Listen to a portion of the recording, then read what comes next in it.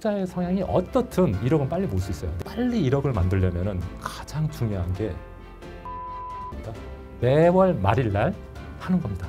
이건 저도 하고 있는 겁니다. 굉장히 효율적입니다. 그래서 여러분들이 꼭 하셨으면 좋겠습니다. 대표님, 저는 사회초년생일 때 1억이라는 것을 목표로 사회초년생인들이 달려갈 때 분명 쉽지 않은 목표인 건 맞다라는 생각이 드는데요. 혹시 대표님께서 그 초기에 1억을 모을 때 있어서 어떻게 하면 좀 더 효율적으로 빠르게 모을 수 있는지에 대한 좀 팁을 주신다면요. 원론적으로 얘기하자면 이거죠. 돈을 불리는 방법이 좀 전에 얘기했다시피 수입을 늘리거나 투자 수익을 높이거나 지출을 줄이는 방법이죠. 이게 원론적인 방법이고, 구체적으로 그럼 어떻게 해야 되냐? 제가 볼 때는 월급 세팅을 잘해야 된다고 생각하는데, 월급 세팅도 사람의 투자 성향에 따라 좀 다릅니다. 투자에도 투자의 입맛, 투자 성향이라는 게 있습니다. 대표님도 주변에서 보시겠지만은 원금 수실 굉장히 싫어하시는 분 계시죠. 원금 깨지는 거 진짜 스트레스 받는 거 같습니다. 깨지면은 그런 분이 있고, 어떤 분들은 특히 주식 많이 하시는 분들은 주식 투자하면 깨질 수도 있지, 깨질 수도 있지만 크게 벌 수 있으니까 나 이거 할 거야, 이런 분도 있잖아요. 그래서 제가 생각하기에, 제가 이제 금융기관에서 여러 사람 수천 명의 고객을 상대하다 보니까 성향들이 좀 보이시더라고. 그래서 위험을 회피하시는 분들이 있어요. 진짜 원금을 굉장히 중시하시는 분들, 이런 분들이 위험 회피형 투자자입니다. 반면에 굉장히 공격적이신 분 계시죠. 막 죽더라도 난 이거야 이런 분들 있잖아요. 이런 분들은 주로 이제 주식이나 이런 주식형 펀드 이런 거 중심으로 하는데, 이런 분들은 10% 이상 손해가 나더라도 나는 10% 이상 먹고 싶은 사람들, 이런 사람들이 위험 선호형이라고 표현합니다. 그 중간에 있는 사람은 이제 위험 중립형이라고 하는데, 그 투자 성향이 어떠냐에 따라서 1억을 빨리 모으는 방법이 다르다는 거예요. 제가 어떻게 이렇게 딱 하면 1억을 빨리 모읍니다, 이게 답이 아니라 그 사람의 투자 성향에 따라 달라요. 그래서 첫 번째로 예를 들어서 원금 깨지기 굉장히 싫어하는 사람, 위험 피평인 사람들 있잖아요. 이 사람들은 저축형 상품의 비중이 많고 투자형 상품을 최소화시켜야 돼요. 저축형 상품은 예금 적금처럼 이제 안 깨지는 거, 절대 안 깨지는 것을 말하는 거고요. 투자형 상품은 깨질 수도 있지만은 수익이 많을 수도 있는 거. 그래서 제가 생각할 때 이런 분들은 정기 적금이 한 30%, 또 다른 정기 적금, 이게 이제 청약 저축이 될 수도 있겠죠. 그런 쪽에 한 30%, 국채에 한 30%, 그다음에 주식형 펀드 같은 투자형 상품의 10%. 그래서 구성이 저축형의 90%, 투자형의 10%. 그래서 투자형에서 만약에 깨지더라도 전체 금액의 10%만 투자하기 때문에 전체적인 손실은 그렇게 크지 않겠죠. 그래서 이렇게 짜는 게 좋아요. 위험 회피형, 원금 깨지는 걸 싫어하는 사람이 저런 포트폴리오를 구성해도 빨리 1억을 모을 수가 있어요. 제가 월급 세팅에서 이런 얘기했죠. 월급 수준을 좀 높여야 된다는 얘기 했었죠. 이 사람이 1억을 빨리 만드는 방법은, 이런 위험 회피형인 사람이 빨리 만드는 방법은 투자를 잘해서 빨리 만드는 게 아니라 자기 소득을 높이는 쪽에 집중해야 돼요. 굉장히 높은 수익을 추구하는 거. 손실을 내가 부담하더라도 높은 수익을 추구하는 사람들은 투자형 상품 비중이 많은 게 좋겠죠. 그래서 투자형 상품, 예를 들어 펀드나 주식, 성장주나 가치주, 반도체 이쪽에 한 90% 정도 투자를 하고요. 그다음 정기 적금의 한 10%. 그러니까 보수적인 투자는 최소화. 그다음에 조금 공격적인 투자는 한 90% 정도. 중요한 건 투자형 상품을 많이.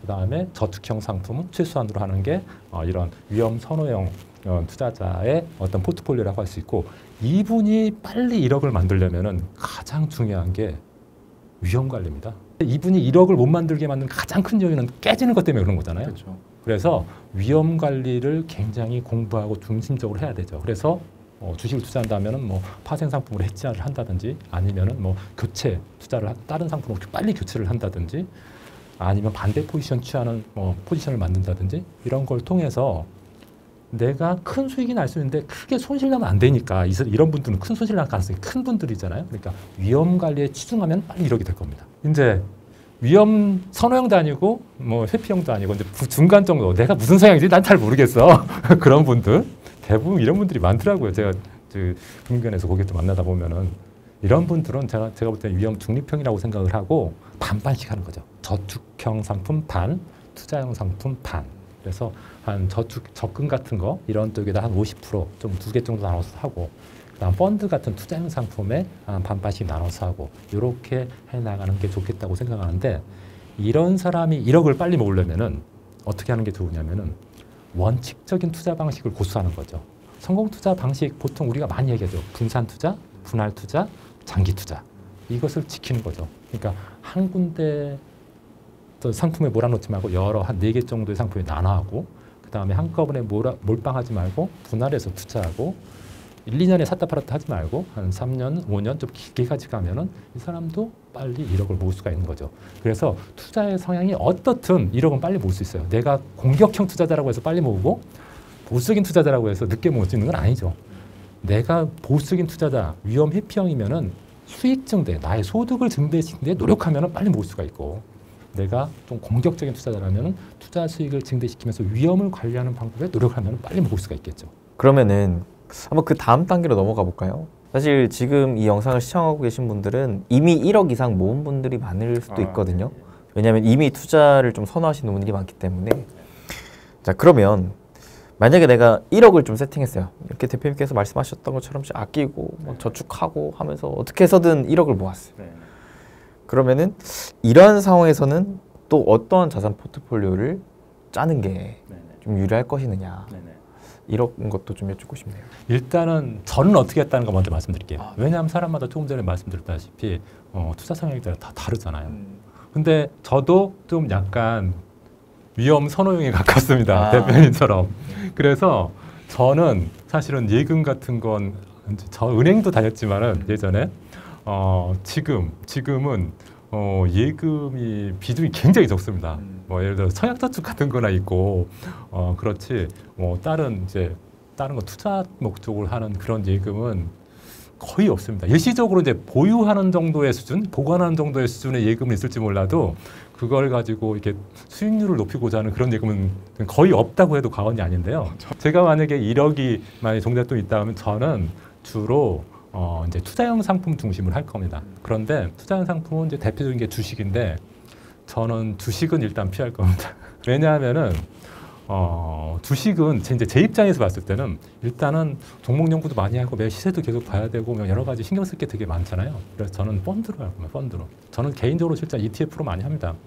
그래서 ETF로 하는데 ETF의 종류는 여러 가지가 있는데 최소한 저는 4개 정도로 나눈 걸 되게 좋아합니다. 개인적으로. 그래서 성격이 다른 ETF, 예를 들어서 성장주 ETF, 가치주 ETF, 배당주 ETF, 인덱스 ETF 이렇게 4가지로 나눠서 각각 2,500만 원씩 일단은 그 펀드를 분산해서 투자할 거고요. 두 번째는 그 2,500만 원을 한꺼번에 투자하지 않을 겁니다. 적립식 펀드처럼 매월 250만 원씩 10번 나가게 설정해 놓을 겁니다. 그러니까 시장이 사면 다음날 떨어지는 경우가 많잖아요. 그런데 목돈을 샀을 때 다음날 떨어지면은 참 진짜 좀 충격이 있잖아요. 그래서 떨어져도 부담이 없게 내가 2,500을 처음 넣을 때 250만 원이면 나머지 금액이 아직 남아있으니까 떨어져도 사실 전 부담이 없죠. 떨어져도 뭐 더 싸게 살 수 있겠네. 더 떨어져? 뭐 더 싸게 살 수 있겠네. 그런 마음이 있는데 만약 한 번에 다 넣어버리면은 만약 그 다음날 좀 떨어지거나 한 달 동안 시장이 안 좋고 그러면은 시작한 지 얼마 안 됐는데 10% 깨져버리는 거죠. 그래서 저는 분할해서 이렇게 투자하는 거. 각 4개로 나눈 데서 또 10분의 1씩 토막씩 분할해서 할 거고요. 그리고 1, 2년보다는 기본적으로는 저는 3년 이상 가져간다는 개념으로 가져갑니다. 그리고 목표 수익률은 저는 20%로 하고 있습니다. 20%. 그래서 20% 달성되면은 3년이 안 돼도 차익 실현합니다. 어떤 때는 6개월 만에 20% 되는 경우도 있잖아요. 그런데 6개월 만에 저는 차익 실현합니다. 왜냐하면은 제가 기준은 차익 실현 기준이 20%이기 때문에 굳이 내가 안 돼가지고 2년, 3년 걸리면 그때 하는 거지만은 감사하게도 6개월 만에 했다? 감사합니다 하고 차익 실현하고요. 다시 포트 설정합니다. 제가 왜 그러냐면은 그때 추가 투자 해가지고 다시 원금 수로 떨어지거나 손해본 경우가 많이 있거든요. 그래서 저는 제가 설정한 목표 그 기준을 지키는 것이 안정적이더라고 제가 보니까 경험상 그렇습니다. 만약에 지금 이 시청하시는 분들이라고 하시면은 투자 성향에 따라 하시면 됩니다. 아까 제가 말씀드렸다시피 위험 회피형이라고 생각하시면 1억 중에 한 90% 정도는 예금과 같은 안전한 상품에 하시고 한 10% 정도만 펀드 같은 데 하시면 되고요. 중립형이면 반반씩 예금 반, 예를 들어서 펀드 반 이런 식으로 하셔도 되고 공격형이시면은 90%는 주식이나 펀드 하시고 한 10% 정도는 이제 예금 같은 거 긴급 자금 필요할 수도 있으니까 그렇게 넣으셔도 되지 않을까. 저는 이렇게 생각을 합니다. 네, 그럼 대표님 혹시 마지막으로 저희 또 지금 영상을 시청하고 계신 많은 구독자분들께서 여러분들이 자산 관리를 할 때 네. 이것만큼은 꼭 하셨으면 좋겠다 라고 할 만한 게 좀 있을까요? 제가 계속 주구장창 얘기하는 게 월급 세팅 먼저 하라. 월급 세팅 먼저 하고 월급 세팅하면서 한 달에 한 번씩 꼭 지키는 거 하나 있습니다. 그것 좀 지켰으면 좋겠습니다. 그러니까 뭐냐면은 대표님 혹시 예전에 가계부 써보셨어요? 가계부 저는 솔직히 쓰다가 포기했습니다. 저도 마찬가지입니다. 저도 쓰다가 포기했는데 가계부는 매일 쓰는 게 사실 굉장히 힘들잖아요. 네. 그런데 한 달에 한 번 한 20분 정도 쓴다. 이것은 할 수 있습니까?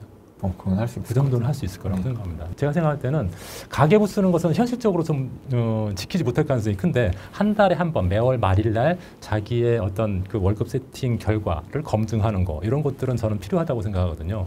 그것을 해야지 조금 더 으쌰으쌰도 할 수 있고 조금 내가 안 되고 있는 부분이 있으면은 그걸 보완하려고 노력할 것이기 때문인데요. 그래서 저는 그것을 월계부라고 생각을 하는데 월계부 이제 가계부가 아니라 월에 한 번씩 쓰는 월계부라고 생각하는데 그 월계부 제가 생각하는 월계부에는 두 가지가 있습니다. 요걸 좀 꼭 자기가 작성을 했으면 좋겠어요. 적자생존이란 말 있잖아요. 적어야지 뭐 생존할 수 있다는 그런 뭐 우스갯소리인데 이런 걸 한번 적어보는 거 이런 것들이 자기가 앞으로 생존하는 거 그리고 자산을 불리는 데 중요하다고 생각되는데 첫 번째가 현금 수지표입니다. 현금 수지표는 그 달 동안 들어온 돈 그리고 나간 돈을 기록한 표죠. 그래서 들어온 돈에는 주수입과 뭐 추가 수입 있겠죠. 주수입이 얼마고 예를 들어 기본급이 얼마고 성과급이 얼마고 이런 것 좀 적어보시고 그다음에 추가 수입에 뭐 알바에서 얼마 벌었다 아니면 뭐 스마트 스토어에서 얼마 벌었다 이런 건 적어보시고요. 지출 항목에서는 소비성 지출하고 투자성 지출이 있습니다. 소비성 지출은 말 그대로 없어지는 거예요. 쓰면 없어지는 거, 밥 먹는 거, 그다음에 월세 이런 거 없어지는 거죠. 이건 소비성 지출이고 투자성 지출은 투자되는 거예요. 없어지지 않는 거예요. 적금에 넣든지 펀드에 넣든지 이런 거거든요.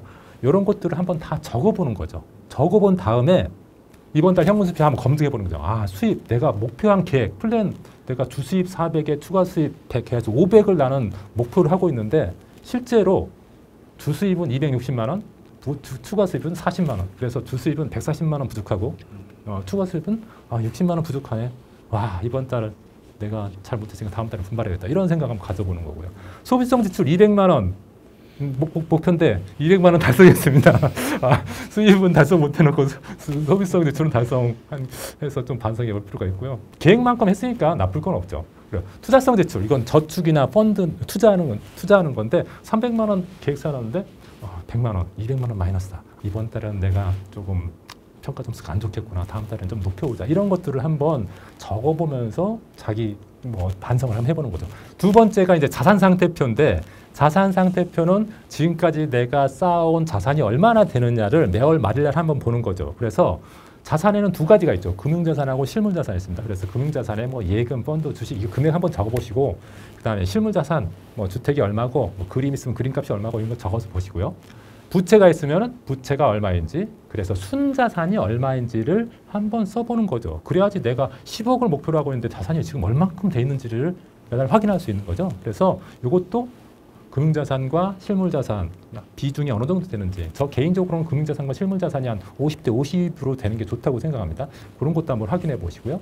목표 순자산이 50세까지 10억인데 지금 한 19.9% 달성하고 있다. 아직도 한 8억 정도 남았다. 이런 것들을 계속 관리해 나가는 거죠. 그러면은 이런 걸 관리하지 않은 사람하고 어떤 경제 습관이나 태도가 굉장히 다르거든요. 그래서 월급 세팅의 검증, 월급 세팅은 기본적으로 해야 되고요. 월급 세팅의 검증은 이렇게 현금 수지표나 자산 상태표를 매월 말일날 하는 겁니다. 이건 저도 하고 있는 겁니다. 굉장히 효율적입니다. 그래서 여러분들이 꼭 하셨으면 좋겠습니다. 마지막으로 드리고 싶은 것은 자기의 몸의 가치를 좀 아셨으면 좋겠습니다. 무슨 소리냐면요. 제가 간단한 에피소드 한번 말씀드릴게요. 돈도 못 벌고 후지부지 놀고 있는 갑돌이가 있습니다. 그런데 부모가 100억짜리 빌딩을 증여했어요. 갑자기 부자가 됐죠. 근데 갑돌이는 그 빌딩의 가치를 몰라요. 매일 놀고 먹고 해가지고 차라리 현금 100만 원 주는 게 더 낫지 빌딩 100억이라는 게 이게 자기 돈도 안 되는 거 이거 왜 놔주지? 이런 느낌을 갖고 있는 거죠. 그걸 보고 있던 워렌 버핏이 갑돌이한테 찾아갔습니다. 야, 너 내가 1억 줄 테니까 그거 나 줄래? 빌딩? 그랬더니 갑돌이는 너무 좋은 거죠. 나 100만 원도 없는데 1억을 준다니까 그 100억짜리 건물을 팔아버린 겁니다. 그래서 워렌 버핏은 100억짜리 건물을 1억에 사가지고 1000억짜리 건물을 만들었습니다. 근데 문제는 워렌 버핏이 책을 많이 보기 때문에 눈이 나빠져가지고 시력을 잃게 됐어요. 그래가지고 맹인이 됐습니다. 그래서 내가 적절한 보상할 테니 누군가 나한테 눈을 줄 사람을 찾고 있어요. 대표님이 만약에 워렌 버핏 눈을 하나 준다면 얼마에 팔 것 같습니까? 갑돌이가 건물의 가치를 모르고 1억에 팔아버린 것처럼 우리는 우리 눈의 가치를 모르고 10억에 또는 1억에 또는 400만 원에 팔 수도 있는 거죠. 그래서 자기 몸의 가치를 일단 안다는 것이 개인적으로 굉장히 자존감이 높게 해주는 것 같아요. 저 개인적으로 봤을 때. 그래서 저 같은 경우에는 한 몇백억 줘도 한 1000억 정도 줘야 팔 것 같아요. 그것은 뭐냐면은 그것의 이면에는 내가 누가 100억 부자? 1000억 부자? 저는 별로 부럽지 않아요. 내 몸값은 1000억이 넘는데 눈값만 해도 1000억이 넘는 것 같은데 이런 생각이 들고요. 그러다 보니까 세상 보는 게 되게 긍정적이고 그리고 이게 꼭 내가 갑돌이처럼 살 거냐 워렌 버핏처럼 살 거냐 이런 생각을 하게 되는 거죠. 내 몸의 가치를 모르면은 갑돌이처럼 사는 거죠. 내 몸의 가치를 알면은 워렌 버핏처럼 사는 거죠. 여러분은 어떻습니까? 어떻게 사시고 싶습니까? 이게 제 마지막 멘트이고 이것으로 마치도록 하겠습니다. 네, 오늘은 이렇게 직장인도 부자가 될 수 있는 월급 세팅법 책을 저술하신 송영욱 대표님 모시고 다양한 얘기 들어봤습니다. 일단 첫 번째 월급 세팅이 우선 중요하고요. 그 다음에 이 월급 세팅을 할 때 있어서는 각자의 성향에 맞게끔 또 비중을 나눠서 세팅한다라는 것까지 제가 또 값진 인사이트 들어봤습니다. 마지막으로 여러분들의 몸값은 또 얼마있냐, 네, 이렇게 또 강한 울림까지 주시면서 오늘 또 귀한 시간 됐던 것 같은데요. 여러분들 스스로도 오늘 영상이 분명 또 도움 되시길 바라겠고 앞으로 여러분들의 몸값이 점점 높아지며 다들 또 행복한 부자 되시길 응원하며 또 마무리 인사 함께 나누도록 하겠습니다. 여러분 행복 되세요. 행복 되세요.